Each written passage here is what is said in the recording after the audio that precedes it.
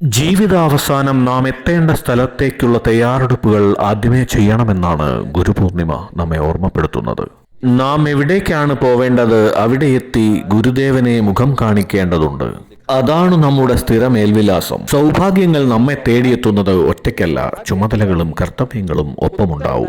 ഉത്തരവാദിത്തങ്ങളെയും ചുമതലകളെയും തിരിച്ചറിയുകയും മനസ്സിലാക്കുകയും ചെയ്തിട്ട് അവയെ നിറവേറ്റുകയും പൂർത്തീകരിക്കുകയും ചെയ്യുന്നവരെ തേടിയാണ് സൗഭാഗ്യങ്ങൾ എത്തുന്നത്.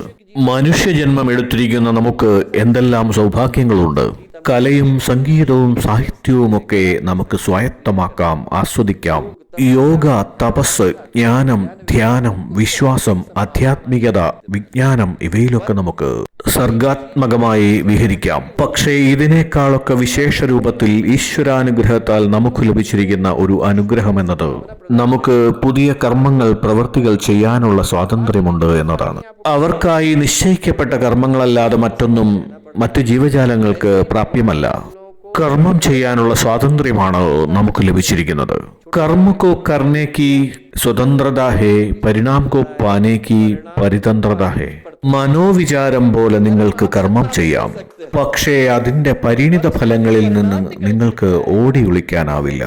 കർമ്മ പ്രധാന വിശ്വരചിരാഖ ജോ ജസ് കരഹി സോ തസ് ഫൽ ചാഖ.